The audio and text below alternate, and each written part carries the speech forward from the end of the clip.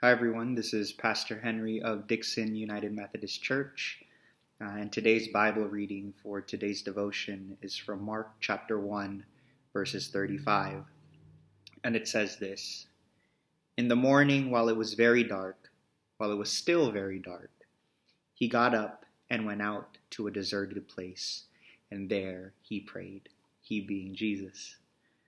I invite you all to pause the video and read the passage to yourself a couple times to see if anything emerges for you.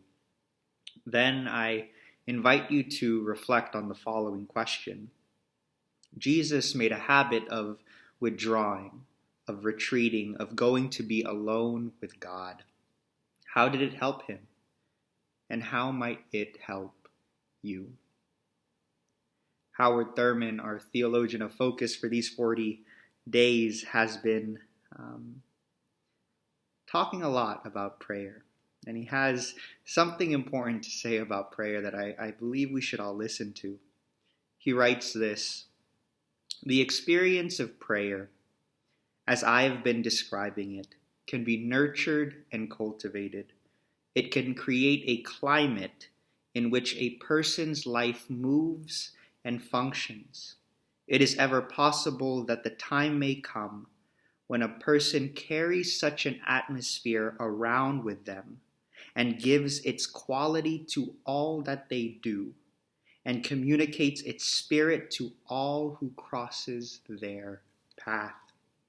This makes me think, do our prayer lives reflect or inform our outward actions, or do our outward actions inform and reflect our prayer lives? This question can be revealing, as it may reveal if we are truly in tune or not in tune with God, if we are not loving our neighbor outwardly. I would argue that Jesus was able to be peace for the poor and the marginalized because he was in true peace and communion with God the Father. He was able to love others because he truly recognized his relationship with God the Father, that he, Jesus, was indeed loved and cared for.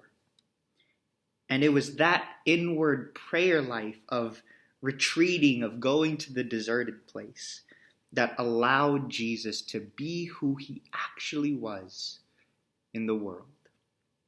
And so this week, I invite you to practice prayer in a way that doesn't center conversation or saying words or asking something from God, but instead, in prayer, practice being mindful that in that moment of prayer, in that moment of silence, God is present. And that is it. Your prayer is your breath. Your prayer is learning to recognize that God is with you in that moment. And it's easier said than done. So good luck.